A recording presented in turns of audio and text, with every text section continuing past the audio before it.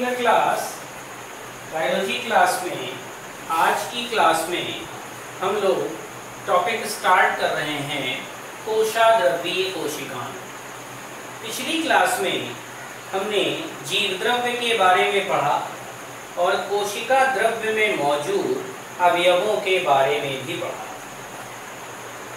अब जो टॉपिक है वो है कोशिका द्रव्यीय कोशिकांग। कोशिका द्रव्यीय कोशिकांग में सबसे पहले जो कोशिकांग मौजूद है उसे कोशिका झिल्ली या कोशिका कला कहते हैं। कोशिका झिल्ली या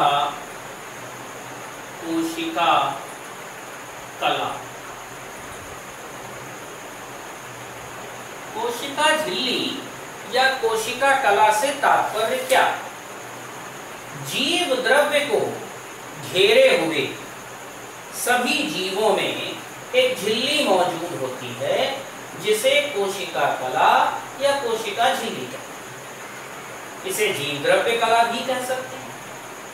यानी कोशिका झिल्ली कोशिका द्रव्य की सबसे बाहरी भाग में मौजूद एक झिल्ली जैसी है जो कोशिका को बाहरी वातावरण से अलग करता है। किसी पौधे की कोशिका में इस झिल्ली के बाहर एक अतिरिक्त कोशिका की मौजूदगी रहती है जिसे कोशिका भित्ति या सेल वॉल कहते हैं। लेकिन ये जंतु कोशिकाओं में बिल्कुल भी नहीं पाई जाती। कोशिका कला महीन झिल्ली अर्धपारगम्य होती है। नाइगेली और क्रेमर ने किसी कोशिका में उसके बाह्य आवरण को सबसे पहले कोशिका कला या सेल मेम्ब्रेन का नाम दिया था। आगे चलकर इस कोशिका झिल्ली या कोशिका कला को जीव द्रव्य कला भी कहा गया, यानी कि प्लाज्मा लेमा। कोशिका कला के बाद प्लाज्मोडेस्मेटा सूक्ष्म अवयव है। ज्यादा महत्वपूर्ण कोशिकांग न होने की वजह से इसके बारे में ज्यादा चर्चा नहीं होती, लेकिन प्लाज्मोडेस्मेटा एक अनिवार्य कोशिकांग इस वजह से है कि स्ट्रॉसबर्गर ने किसी पौधे की कोशिका में महीन तंतुओं, जिन्हें जीव द्रव्य तंतुओं के नाम से भी जाना गया, के द्वारा एक दूसरे से परस्पर जुड़ने के प्रारूप को देखा। यानी पादप कोशिकाएं महीन तंतुओं या जीव द्रव्य तंतुओं द्वारा एक दूसरे से जुड़ती है और इनका अच्छा सामंजस्य भी होता है। विभिन्न पदार्थों के आवागमन में ये सहायता करते हैं। प्लाज्मोडेस्मेटा अपने आसपास मौजूद दो कोशिकाओं के कोशिका द्रव्य में निरंतरता स्थापित करने में सहायक है। इसके अलावा ये विभिन्न प्रकार के पोषक तत्व जिनकी कोशिका को जरूरत हो, कोशिका में बनने वाले उत्पाद, मुक्त होने वाली गैसों और संवहनीय विलयनों के इधर उधर ट्रांसफर में महत्वपूर्ण भूमिका निभाते हैं। तीसरा अवयव अनिवार्य अवयव है लवक या प्लास्टिड। लवक को प्लास्टिड भी कहते हैं। लवक किसी कोशिका में उपस्थित सक्रिय कोशिकांग के अंतर्गत आते हैं। लवक छोटी छोटी संरचनाएं हैं जो यूकैरियोटिक कोशिकाओं में मिलती हैं। इसके खोजकर्ता हेकल, जिन्होंने किसी कोशिका में लवक को सबसे पहले खोजा और बताया, तो खोजकर्ता हेकल। नामकरण शिम्पर ने इसका नाम प्लास्टिड रखा। लवक को उनके रंग के आधार पर 3 श्रेणियों में बांटा जाता है, रंगहीन, रंगीन और हरे रंग के लवक। यानी यहां से लवक की 3 कैटेगरी,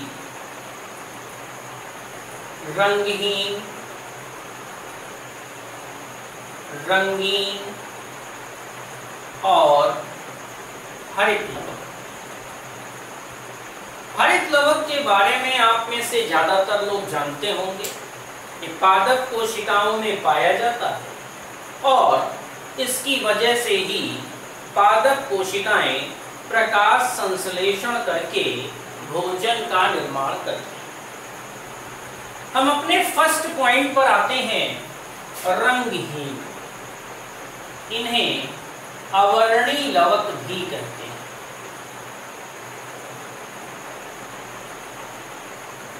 रंगहीन या अवर्णी लवक किसी भी प्रकार का वर्णक न होने की वजह से ये रंगहीन होते हैं। दूसरा, ये भूमिगत स्थानों पर पाए जाते हैं, यानी जड़ के वे भाग जो प्रकाश से दूर स्थित हैं उन जगहों पर। जड़ और भूमिगत तने जिनमें प्रकाश का प्रभाव न हो वहां यह उपस्थित रहते हैं।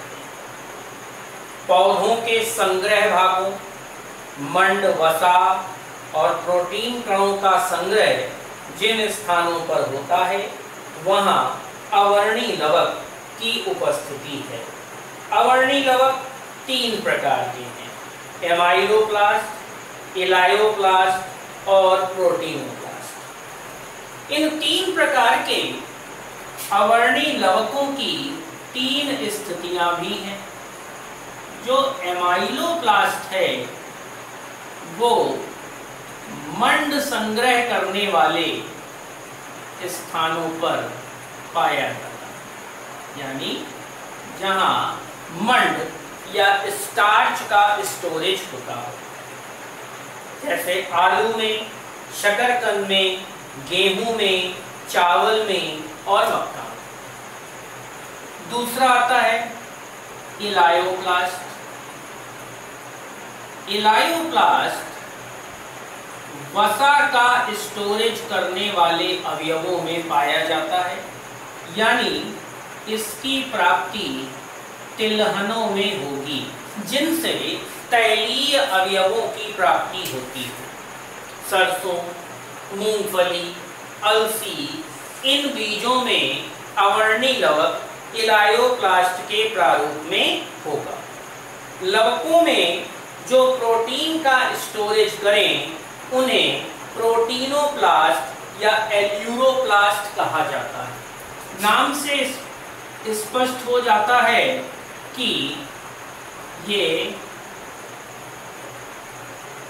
प्रोटीनोप्लास्ट यानी लवक जो प्रोटीन का स्टोरेज करते हैं। जो मंड का स्टोरेज करते हैं उन्हें एमाइलोप्लास्ट, जो तिलहन का करते हैं उन्हें इलायोप्लास्ट और जो प्रोटीन का करते हैं उन्हें प्रोटीनोप्लास्ट कहा जाता है। दूसरा है रंगीन लवक। रंगीन लवक को वर्णी लवक के नाम से जाना जाता है। यह पौधे के उन भागों में पाया जाता है जहां सामान्य हरे रंग के अतिरिक्त अन्य रंग होते हैं, जैसे पीले, लाल और नारंगी। इन लवकों का आकार गोल, लंबवत या धब्बेदार होता है। अधिकांशतः हरित लवक से ही अवर्णी लवक का निर्माण होता है। इन लवकों के मिलने का मुख्य स्रोत क्या है? फूलों की पत्तियां जो आमतौर पर रंगीन होती हैं। किसी पौधे का रंगीन भाग यदि किसी पौधे में उपस्थित हो, उदाहरण के तौर पर चुकंदर, इसकी पत्तियों में भी लाल रंग दिख जाता है। रंगीन तरों पत्तियां और फल जिसमें वर्णी लवक पाया जाता है। ये अपनी उपस्थिति के कारण विशेष रंग प्रदान करते हैं। इनमें एंथोसाइनिन नामक रंग द्रव्य के कारण बैंगनी रंग उत्पन्न होता है। इसके अतिरिक्त आप देखते हैं टमाटर कच्चा होने पर हरा और पकने पर लाल होता है। मिर्च हरी होती है, फिर वो बाद में लाल हो जाती है। नींबू प्रारंभ में हरा और बाद में उसका छिलका पीले रंग का हो जाता है। तो ये हरित लवक से वर्णी लवक के बनने के एग्जाम्पल हैं। बैंगन, चुकंदर, इनमें एंथोसाइनिन वर्णक की उपस्थिति होती है। तीसरा है हरित लवक। हरित लवक लवकों में सबसे मुख्य भाग इसलिए है क्योंकि इसकी वजह से ही प्रकाश संश्लेषण जैसी अनिवार्य क्रिया होती है। हरित लवक की खोज शिम्पर ने की थी, जिन्होंने लवक या प्लास्टिड का नाम रखा था। हरित लवक में हरे रंग का एक वर्णक क्लोरोफिल पाया जाता है। इस क्लोरोफिल वर्णक के कारण किसी पौधे का तना और उसकी पत्तियां हरे रंग की दिखाई देती है। क्लोरोफिल ही वो अवयव है जो प्रकाश संश्लेषण के लिए आवश्यक है।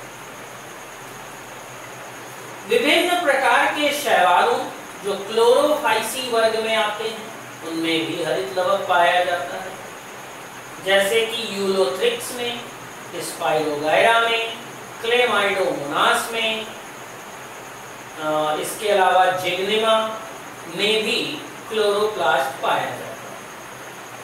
हरित लवक के बाहर चारों ओर लाइपोप्रोटीन की निर्मित 2 एकक झिल्लियों की परत होती है, मतलब 2 लेयर की। यदि इसकी संरचना को देखें तो वो ऐसे डबल लेयर के स्ट्रक्चर में दिखाई देती है। प्रत्येक झिल्ली की परत 50 एंगस्ट्रॉम होती है। बीच में जो स्थान होता है उसे पेरीप्लास्टिडियल स्पेस कहते हैं। 2 झिल्लियां आपको दिख रही, इसके बीच का जो खाली स्थान है उसे पेरीप्लास्टिडियल स्पेस कहते हैं। एक दूसरे के समानांतर स्ट्रोमा के भीतर की कलाएं या पटलिकाएं संपूर्ण लंबाई में फैली रहती हैं और आपस में जुड़ी भी रहती हैं। इस प्रकार से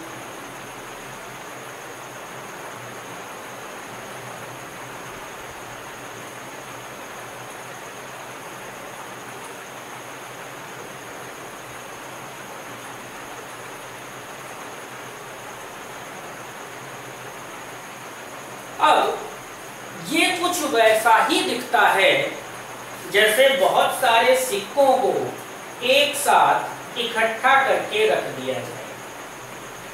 यहाँ कुछ अन्य अवयवों की भी उपस्थिति रहती है, जिनमें chloroplast, DNA, heavily strand circular in nature, ऐसे डीएनए अणुओं की भी उपस्थिति इसके साथ होती है। प्रत्येक पटलिका जो आपको यहाँ सिक्कों का ढेर जैसी दिख रही है, इसे थायलेकॉइड कहते हैं। और ये चपटी थैली जैसी संरचनाएं जो सिक्कों के ढेर जैसी दिखाई देती हैं, उन्हें ग्रैनम कहते हैं। ग्रैनम में प्रकाश संश्लेषण की अप्रकाश क्रिया होती है, यानी जो एक पार्ट इसमें दिख रहा है इस प्रकार का, उसे हम थायलेकॉइड कहते हैं। और जब ये इकट्ठा हो जाते हैं, किसी एक पार्ट को थायलेकॉइड कहेंगे, लेकिन जब ये इकट्ठा हो जाते हैं तो इसे ग्रैनम कहते हैं। इस भाग में प्रकाश संश्लेषण की अप्रकाश अभिक्रिया होती है। हरित लवक प्रोटीन, क्लोरोफिल, कुछ मात्रा डीएनए, आरएनए, कैरोटीनॉइड कैरोटिनॉइड एक वर्णक होता है, ठीक है, फास्फोलिपिड, कुछ कोएंजाइम और एंजाइम समूहों के अलावा धातु समूहों की कुछ मात्रा के साथ निर्मित होते हैं। रासायनिक अवयवों की मात्रा के आधार पर इन्हें पर्णहरिम ए, पर्णहरिम बी, सी, डी और ई में बांटा गया है। इनका प्रमुख कार्य प्रकाश संश्लेषण में सक्रिय भागीदारी करना। सक्रिय भागीदारी से तात्पर्य कि बिना इनके प्रकाश संश्लेषण संभव नहीं हो सकेगा। सूर्य के प्रकाश और पर्णहरिम की उपस्थिति में ही प्रकाश संश्लेषण की क्रिया होती है, जिसके दो भाग हैं, जिसे हम प्रकाश अभिक्रिया या हिल अभिक्रिया और प्रकाशहीन या अप्रकाशीय अभिक्रिया या डार्क रिएक्शन के नाम से जानते हैं। इन दोनों अभिक्रियाओं को विस्तार पूर्वक श्वसन में ही पढ़ा जा सकता है, यानी जब हम अपने आगे के चैप्टर्स में उच्च पादपों में प्रकाश संश्लेषण पढ़ेंगे तो इसे विस्तार पूर्वक पढ़ेंगे कि किस प्रकार प्रकाश संश्लेषण की यह क्रियाएं होती हैं। तो कोशाद्रव्यीय कोशिकांगों के 3 अवयवों कोशिका झिल्ली या कोशिका कला, प्लाज्मोडेस्मेटा और लवक या प्लास्टिड के बारे में हमने आज की क्लास में पढ़ा। अभी बहुत से कोशिकांग हैं जिनके बारे में भी हम अपनी अगली कक्षाओं में पढ़ेंगे।